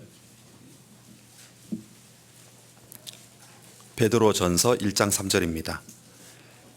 찬송하리로다 우리 주 예수 그리스도의 아버지 하나님이 그 많으신 긍휼대로 예수 그리스도의 죽은 자 가운데서 부활하심으로 말미암아 우리를 거듭나게 하사 산 소망이 있게 하시며 썩지 않고 더럽지 않고 쇠하지 않는 기업을 있게 하시나니 곧 너희를 위하여 하늘에 간직하신 것이라. 자, 예수 그리스도의 죽은 자 가운데서 부활하심으로 말미암아 우리를 거듭나게 하사 그랬죠. 그러니까 예수님의 부활하심이 우리를 바로 구원하게 된 거예요. 예수님이 십자가에 다 이뤘다 하고 돌아가셨는데 부활하지 않았다면 우리 죄는 다 용서됐지만 우리 그 사실을 믿을 수 있는 방법이 있기 때문에 죽었을 거예요. 부활하셔서 말씀을 전하니까 우리가 구원받을 수 있었고, 또 예수님이 부활하셔서 말씀을 전하니까 구원받을 뿐 아니라 예수님이 부활한 것처럼 우리도 부활하는 천국과 지옥이 있구나, 이 몸조차도 다시 살려내시는구나라는 것을 우리로 믿게 하셨기 때문에 아무리 힘든 일이 있어도 어떻게 돼요? 썩지 않고 더럽지 않고 쇠하지 않는 기업을 있게 하시는 하나님의 말씀을 우리는 그대로 말씀 그대로 믿는 것입니다. 오늘 찬양대의 특송이 은혜 찬송 61장이었어요. 거기에 보니까 검은 곳 하면서 기쁜 찬미하며 우리가 서로 만나리라. 기쁨 가운데 서로 만날 수 있는 신앙이 있기 때문에 그 부활, 이것보다 더 기쁜 소식이 없잖아요. 좋은 소식은 바로 복음이거든요. 복음. 1884년도에 갑신정변이 우리 조선에 일어나요. 매우 전국이 불안하고 혼란한 그 시대를 살아가고 있었습니다. 당시 국제사회는 조선을 소망 없는 은둔의 땅으로 보았어요. 그러나 황무지이기 때문에 더욱 복음이 증거되어야 한다고 믿었던 미국에 있는 전도인들이 조선 땅에 선교사가 되기를 자원했고, 그들 중에 언더우드와 아펜젤러가 조선 땅에 들어오기로 각오하면서 기도하면서 들어왔습니다. 근데 공교롭게도 그때가 언제냐? 1885년 4월 5일이었습니다. 거센 풍랑을 헤치고 한 척의 배가 인천 제물포항에 도착을 합니다. 단순한 입항이 아니었습니다. 이 나라에 처음으로 복음이 들어온 감격스러운 순간이었는데 그 날이 4월 5일 부활절이에요. 신기하게도 그 날짜예요. 그래서 언더드와 아펜젤러는 조선 땅을 밟고 그리고 하나님 앞에 기도하기를 우리는 부활절에 이곳을 왔습니다. 그날 사망의 철장을 쳐부수고 부활하신 주님께서 이 조선 땅의 결박을 끊어주시고 하나님의 자녀로 빛과 자유의 세계로 인도하여 주시기를 부탁드립니다라고 기도가 시작되면서 복음이 쭉 들어온 것이 지금 보십시오. 우리나라의 복음의 역사가. 그때가 바로 부활절이거든요. 이게 좋은 소식입니다. 로마서 1장을 보시겠습니다. 우리 구원받을 때 복음 깨달았나 그러잖아요. 복음 깨달았어? 복음 깨달으셨어요? 이렇게 묻잖아요. 자, 복음이 대체 뭐냐? 로마서 1장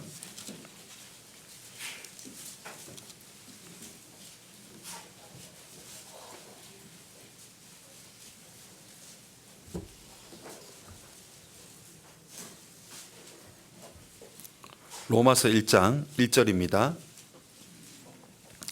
예수 그리스도의 종 바울은 사도로 부르심을 받아 하나님의 복음을 위하여 택정함을 입었으니 이 복음은 하고 나왔죠. 복음이 뭔지가. 복음은 하나님이 선자들로 말미암아 그 아들에 관하여 성경에 미리 약속하신 것, 이게 복음입니다. 자, 그러면 이 아들은 3절, 이 아들로 말하면 육신으로는 다윗의 혈통에서 나셨고 성결의 영으로는 죽은 가운데서 부활하여 능력으로 하나님의 아들로 인정되셨으니 곧 우리 주 예수 그리스도시니라. 그로 말미암아 우리가 은혜와 사도의 직분을 받아 그 이름을 위하여 모든 이방인 중에서 믿어 순종케 하나니 너희도 그들 중에서 예수 그리스도의 것으로 부르심을 입은 자니라 했습니다. 자, 4절에 성결의 영으로 죽은 가운데서 부활하여 능력으로 하나님의 아들로 인정되셨으니, 죽은 가운데 부활한 것, 이게 바로 복음에 있는 중요한 내용이거든요. 이게 바로 기쁜 소식, 기쁜 소식을 한자어로 복음이라 그래요. 우리 복음을 깨달은 겁니다. 그리고 고린도전서 15장 1절에서 보면 형제들아 내가 너희에게 전한 복음을 너희로 알게 하노니라고 돼 있어요. 고린도전서 15장은 부활장이거든요. 고린도전서 12장은 은사에 대한 몸과 지체의 장이고 13장은 사랑장이고 그렇죠? 15장은 바로 이 부활장을 얘기합니다. 14장은 예언과 방언장이고 15장은 부활장. 부활장의 시작이 뭐냐면 형제들아 내가 너에게 전한 복음이라고 합니다. 부활이 바로 이 복음을 의미한다라고 말씀하고 있는데 이는 성경대로 그리스도께서 우리 죄를 위하여 죽으시고 장사 지낸 바 되사 성경대로 사흘 만에 다시 살아나셨다 하는 겁니다. 그리고 바로 부활의 첫 열매가 되셨다라고 말씀하는 거예요. 풀잎을 뜯어먹고 사는 애벌레가 고치 속에 들어가 있다가 나오면은 나비가 되죠. 구원 안 받은 사람들도 일상생활 속에서 이 자연을 보면서 부활을 하나님이 자연스럽게 알게 하신 거예요. 또한 심지어 파리 있죠, 파리 구더기도 번데기로 있다가 나오면은 날개 달고 날아가는 파리가 되잖아요. 계란 보면 똑같이 생긴 계란인데 유정란과 무정란이 있죠. 무정란은 무정하게도 병아리가 되지 않아요. 유정란은 21일을 품고 나면 거기서 병아리가 나오죠. 새 생명을 의미하는 겁니다. 씨앗은 생명이 있어서 땅에 심고 물을 주면 싹과 뿌리가 나오게 돼 있고 꽃이 피고 열매를 맺게 돼 있거든요. 그 씨앗 자체 그 안에 생명이 있기 때문에 이건 너무나 당연한 이치잖아요. 그리고 당연한 법칙입니다. 그것처럼 사람의 육체 속에는 죽은 영혼이 있잖아요. 이 죽은 영혼이 하나님의 말씀으로 연결돼서 생명으로 연결돼서 살아나면 어떻게 되느냐, 살아있는 씨앗이 되기 때문에 정말 열매를 맺는 또 하나의 열매를 발하시며 부활의 몸이 되는 거거든요. 죽은 사람들은 몸은 살아있지만 그 안에 영혼이 죽어 있기 때문에 다시 살아날 소망이 없죠. 영원한 심판이지만 우리는 다르다는 겁니다. 그래서 고린도후서 5장 1절에 보면 만일 땅에 있는 우리 장막집이 무너지면 하나님께서 지으신 집 곧 손으로 지으시지 아니하시고 하늘에 있는 영원한 집이 우리에게 있는 줄 아나니 그랬거든요. 영원한 집이 있다는 그 소망이 있기 때문에 이 세상에서 아무리 어려워도 우리는 살아가고 있습니다. 자, 나는 부활이요. 첫 번째. 두 번째, 부활은 좋은 소식입니다. 세 번째 또 생각해야 될 것은 뭐냐면 이 부활 소식을 전하라 하셨습니다. 전도하라, 전하라. 기쁜 소식을 전하라. 사도행전 4장입니다. 로마서 앞에 사도행전 4장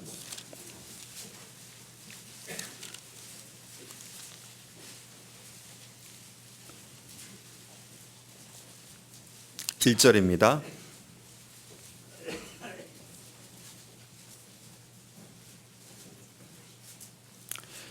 (4장 1절) 사도들이 백성에게 말할 때에 제사장들과 성전 맡은 자와 사두개인들이 이르러 백성을 가르침과 예수를 들어 죽은 자 가운데서 부활하는 도 전함을 싫어하며 그랬죠.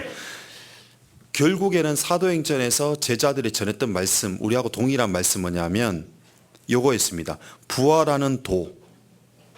아침에 도를 깨달으면 저녁에 죽어도 좋다. 예? 조문도 가며 석사도가 아니이다. 그렇죠? 내가 곧 길이요 진리요 생명이니 길도자잖아요. 이 도가 뭐냐면 부활하는 도입니다. 결국 제일 중요한 것은 뭐냐? 예수 믿어라, 구원받아라 라는 것은 부활을 믿어라 라는 말하고 같은 말이에요. 같은 의미인 겁니다. 이것을 우리는 전하고 있는 거거든요. 33절 사도들이 큰 권능으로 주 예수의 부활을 뭐 했다고요? 증거하니 무리가 큰 은혜를 얻어. 중요한 것은 부활을 전하는 겁니다.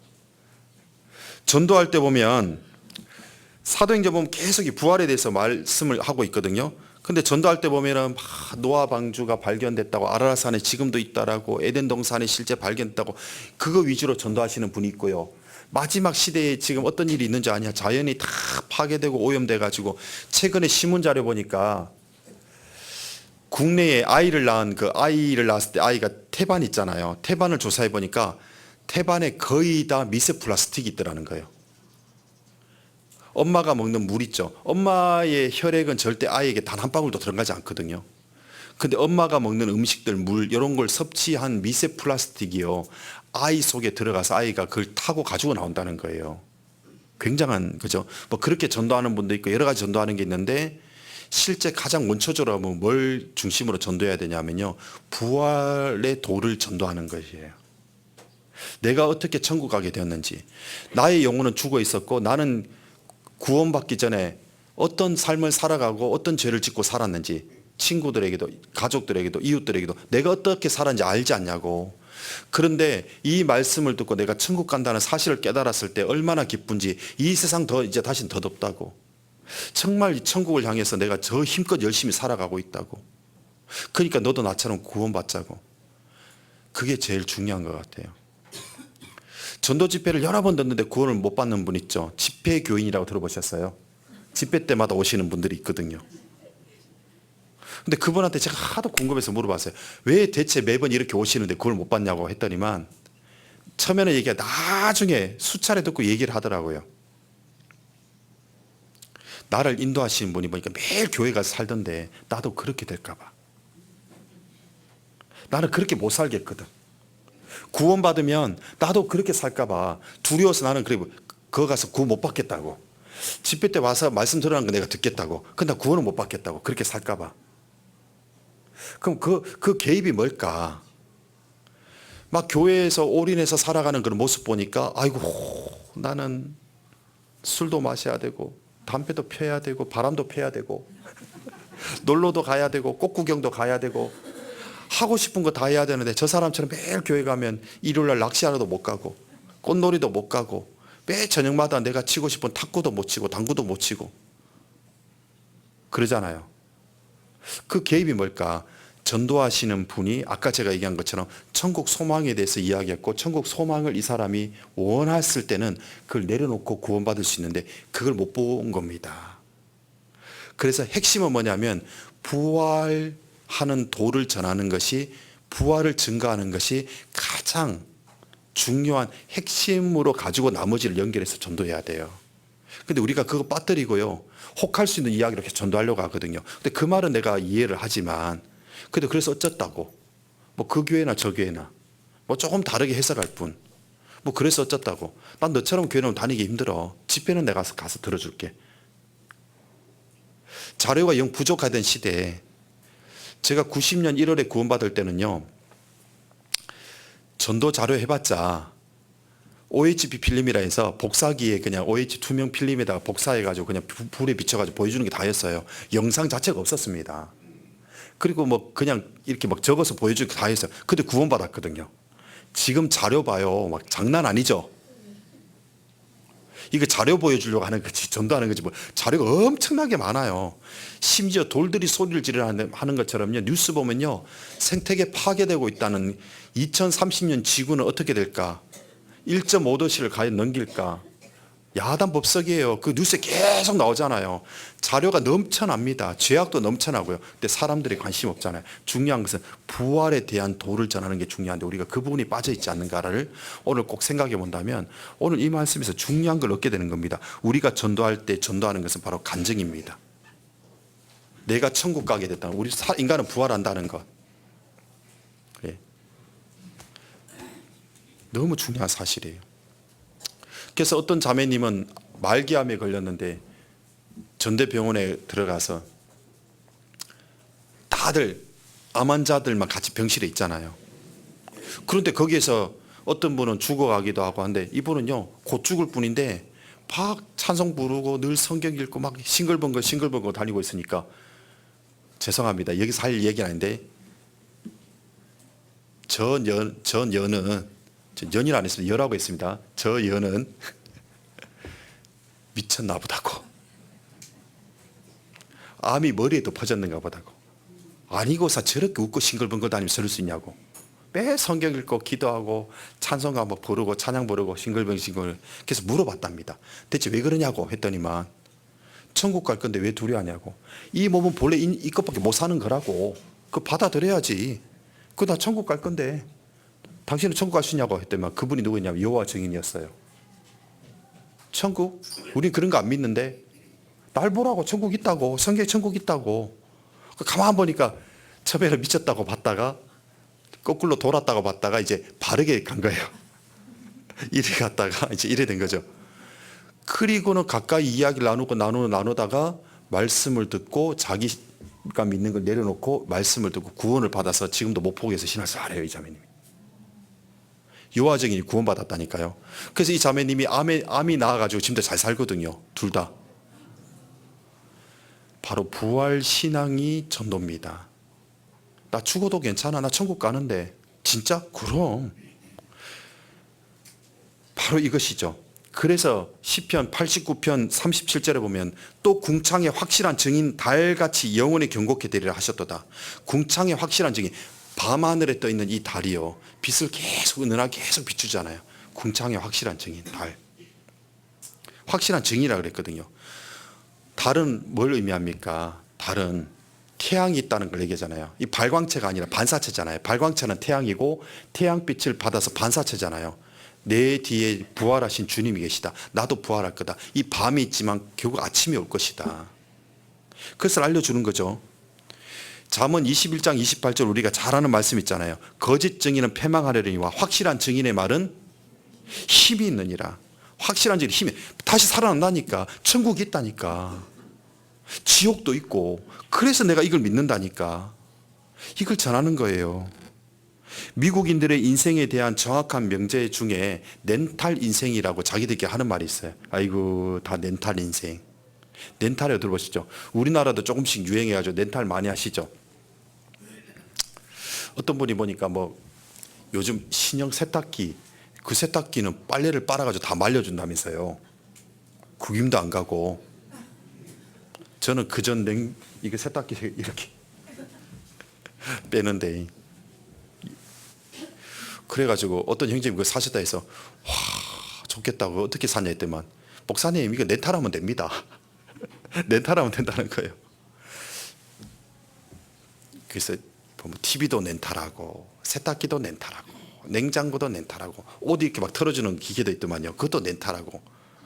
그럼 이거 어떻게 할 거냐니까, 휴고 되면 그냥 올라가면 됩니다. 안 갖고. 그 사람도 이거 가져가겠죠. 미국은요 다 렌탈이에요. 집도 렌탈해서 쓰고요, 차도 렌탈하고요, 다 가전기품 다 렌탈하니까 미국 사람은 자기들끼리 렌탈 인생이라는 거예요. 그러면 죽을 때까지 빚 갚다가 올라가는 거예요. 그냥 죽을 때까지. 근데 그냥 렌탈해 주는 게 아니죠. 렌탈 비용 속에는 플러스에서 이자 비용이 들어가 있잖아요.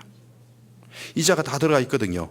이걸 가지고 잘 묵상해 보면요, 로마서 1장 14절 15절에 말씀하시기를 헬라인이나 야만이나 지혜 있는 자나 어리석은 자에게 내가 다 빚진 자라 그랬죠, 사도 바울이.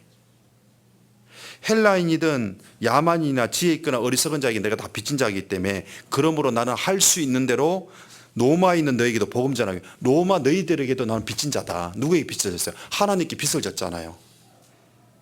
1만 달란트 탕감 받았잖아요. 약 6조 원이어야 된다고 하거든요. 그 엄청난 걸 탕감 받았는데 그것을 평생을 빚을 다 갚아가지고 산다면요, 우리가 사는 7, 80년으로 평생 못 산대요. 그럼 몇 번이냐? 2000번을 태어나서 갚고 죽고 갚고 죽고 갚고 2000번의 인생을 살아가야 다 갚을 수 있대요. 2000번. 우리 한 번밖에 못 살잖아요. 갚을 수 없는 빚을 우리가 갚은 거예요. 탕감 받았어요. 그러니까 하나님께 이 빚 갚아야 되는데요 하니까 하나님이 넌 복음의 빚진 자니까 다른 사람에게 이걸 전해주라고. 그게 나한테 갚는 거라고. 그래서 불의한 청지기가 누가복음 16장에 보면 이제 너 청지기 너 불의하게 했으니까 너 이 사물을 보지 못하리라 쫓겨날 것을 얘기하니까 낱낱이 일일이 불러다가 얼마 졌냐? 기름 100마리다 50말로 제가 다 탕감해 주잖아요. 일일이. 그걸 우리에게 부탁하신 거거든요. 복음의 빚진 자, 렌탈 인생. 우리는 평생 하나님께 빚졌구나. 그럼 어떻게 해야 돼요?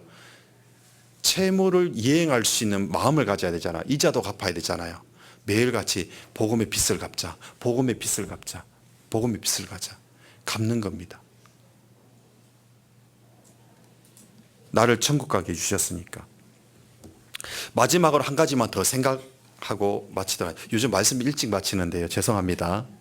한 가지만 더 말씀드리고 마치도록 할게요. 나는 부활이요, 그리고 좋은 소식이죠, 복음. 그리고 이걸 전하라 그랬죠. 네 번째는 부활 중에 그냥 부활이 아니라 더 좋은 부활이 있습니다. 성경 히브리서 11장 보시겠습니다.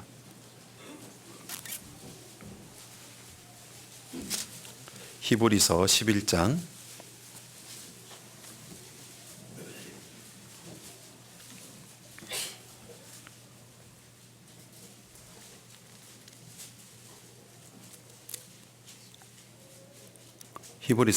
32절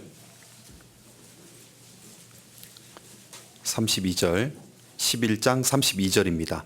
내가 무슨 말을 더 하리요? 기드온, 바락, 삼손, 입다와 다윗과 사무엘과 및 선지자들의 일을 말하려면 내게 시간이 부족하리로다. 저희가 믿음으로 나라들을 이기기도 하며 의를 행하기도 하며 약속을 받기도 하며 사자들의 입을 막기도 하며 불의의 세력을 멸하기도 하며 칼날을 피하기도 하며 연약한 가운데서 강하게 되기도 하며 전쟁에 용맹되어 이방 사람들의 진을 물리치기도 하며 여자들은 자기의 죽은 자를 부활로 받기도 하며 같이 읽겠습니다. 또 어떤 이들은 더 좋은 부활을 얻고자 하여 악형을 받되 구차히 면하지 아니하였으며 했습니다. 대단한 사람 이름으로 시작하죠. 32절에 기드온, 바락, 삼손, 입다, 다윗, 사무엘, 선지자 쫙 나오잖아요. 그들이 믿음으로 나라를 이기기도 하고 의를 행했고 약속을 받기도 하고 사자의 입을 막기도 하고 다니엘 같은 경우에는 불의 세력을 멸하기도 하고 칼날을 피하기도 했어요. 그런데 35절에 여자들은이라고 나온 거 뭐예요? 여자들은 더 연약한 그릇으로 알아 귀여기라 그랬죠. 자매들을, 아내를 더 연약한 그릇으로 말했죠. 이렇게 남자보다 더 연약한 그릇이 바로 여자거든요. 근데 여자들은 35절에 여자들은 기드온, 바락, 삼손, 입다, 다윗, 사무엘, 선지자 이런 사람보다 더 약한 연약한 그릇인 여자들은 자기의 죽은 자를 부활로 받기도 하며 또 어떤 이들은 더 좋은 부활을 얻고자 하여 악형을 받되 구차히 면하지 않았다. 그러니까 더 좋은 부활을 얻고자 해서 악형을 받되 구차히 면하지 않았다는 거야. 그럼 대체 어떤 악형을 받았는가? 더 좋은 부활을 얻기 위해서 어떤 고난을 이겨나갔는가가 쭉 나옵니다. 36절 또 어떤 이들은 희롱과 채찍질 뿐만 아니라 결박과 옥에 갇히는 시험도 받았으며 돌로 치는 것과 톱으로 켜는 것과 시험과 칼에 죽는 것을 당하고 양과 염소의 가죽을 입고 유리하여 궁핍과 환난과 학대를 받았으니 이런 사람은 세상이 감당치 못하도다. 저희가 광야와 산중과 암열과 토굴에 유리하였느니라. 왜 이걸 할 수 있었는가? 더 좋은 부활이 있는 걸 알기 때문에. 그런 말 있죠. 어떤 친구가 나에게 밥을 사주는 이유는 돈이 많기 때문에 사준 게 아니에요. 나와 가깝게 지내기 위해서 밥을 사준 거예요. 내가 항상 전화할 때마다 나와주는 그 친구는 시간이 많아서 나와주는 게 아니에요. 나를 소중하게 생각하기 때문에 나와주는 겁니다. 이렇게 신앙생활을 열심히 하는 이유는 뭐냐면 시간이 많아서 할 짓이 없어서 이렇게 열심히 하는 게 아니에요. 더 좋은 부활이 있기 때문입니다. 우리가 끊임없이 전도하는 이유는 뭘까요? 이제는 다시는 전하기 싫다고 그냥 바짓가랑이 먼지를 탈탈 털어버리고 싶을 때도 있잖아요. 너무 속상해서. 그래도 울면서 다시 찾아가는 이유가 뭘까요? 더 좋은 부활이 있기 때문이에요. 찾아가면 또 싫어하고 문전박대 당하겠죠. 저도 전도하러 가니까요. 막 이단이라고 해요. 가시오! 하고 막 그냥 막 물리쳐버리더라고요. 얼마나 무한한지요. 온몸을 막 떨면서 얘기하더라고요. 자녀들이 어떤 고난을 당하면서도 그렇게 말씀을 전하는데 명절 되면 잘 지나가다가 교회 얘기만 나오면 상 엎어버리고 나가라고 밀어버리고 제가 갔더니 막 저보고 막 얼굴 붉혀가지고 몸을 떨면서 가라고 막 핍박하고 그 어떤 마음이 되냐면 바지가랑이 막 털어버리고 싶은 생각도 들어요. 그래도 또 쫓아가는 이유가 뭘까요? 더 좋은 부활이 있기 때문에. 결국 저 사람이 구원받으면 이 사실을 알게 될 거니까 더 좋은 부활이 있기 때문입니다. 견리망이라는 말이 있어요. 이 한자어 네 가지인데요. 무슨 뜻이냐면 이익을 보고 올바름을 잊어버린다는 겁니다. 그러니까 눈으로 보는 것 때문에 정말 해야 될 중요한 것을 잊어버린다는 거예요. 23년도 한 해를 보내면서 교수 시문에서 올해 한자어로 채택한 것이 견리망이라는 거예요. 한번 뉴스에서 들어본 적이 있을 겁니다. 우리도 그럴 수 있거든요. 눈으로 보는 것이 좋아서 그걸 따라 행하다 보면 더 중요한 것을 잃어버리는 경우가 있어요. 책 제목 중에서 팬인가 제자인가라는 책이 있어요. 당신은 그리스도의 팬입니까? 교회의 팬입니까? 광팬입니까? 아니면 제자입니까? 라는 내용이에요. 팬은 와서 환호합니다. 와 해놓고 가버려요. 그죠? 그게 팬이잖아요. 사랑해요 머시기 뭐 그러잖아요. 사랑해요 머시기 해놓고 가버리잖아요. 그게 팬이에요. 그냥 좋아할 뿐이에요. 행사에 와서 흥분할 뿐이에요. 그게 다예요. 제자는요 계속입니다. 주님 앞에 갈 때 꾸준하게 계속이에요. 제자는 주님의 십자가를 지고 계속 가는 겁니다. 힘들다고 내려놓지 않아요. 거칠다고 내려놓지 않아요. 그 무거운 십자가를 지고 올라가다 보면 등이 껍질이 벗겨질 거 아니에요. 피가 날 거 아니에요. 고름이 날 거 아니에요. 오르막길 올라갈 때는 막 그냥 집어 던져놓고 싶지 않겠어요. 근데 끝끝내 지고 가는 이유가 뭐예요? 제자의 도를 따라가기 때문이에요. 더 좋은 부활이 있기 때문입니다. 주님을 위해서 매일매일 나는 죽노라라고 했던 사도 바울은 부활장인 고린도전서 15장이 그렇게 얘기해요. 나는 날마다 죽노라. 우리도 더 좋은 부활이 있기 때문에 이렇게 살아가는 거죠. 빌립보서 3장 보시겠습니다.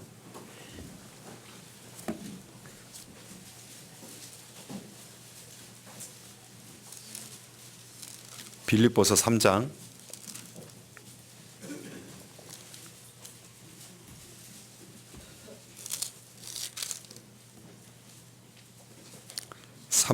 7절입니다. 빌립보서 3장 7절. 그러나 무엇이든지 내게 유익하던 것을 내가 그리스도를 위하여 다 해로 여길 뿐더러 또한 모든 것을 해로 여김은 내 주 그리스도 예수를 아는 지식이 가장 고상함을 인함이라.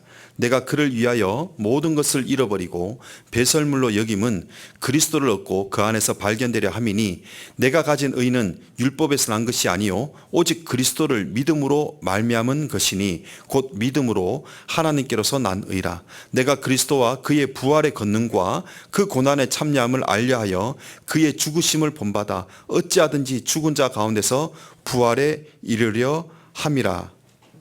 내가 이미 얻었다 함도 아니요 온전히 이루었다 함도 아니라 오직 내가 그리스도 예수께 잡힌 바 된 그것을 잡으려고 쫓아가노라. 형제들아 나는 아직 내가 잡은 줄로 여기지 아니하고 오직 한 일 즉 뒤에 있는 것을 잊어버리고 앞에 있는 것을 잡으려고 표대를 향하여 그리스도 예수 안에서 하나님 위에서 부르신 부름의 상을 위하여 쫓아가노라. 16절 같이 읽겠습니다. 오직 우리가 어디까지 이르든지 그대로 행할 것이라.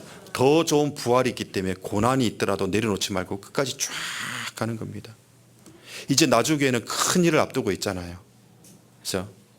새로운 교회당 가면 더 좋겠죠. 근데 우리가 더 희생해야 될 것이 많습니다.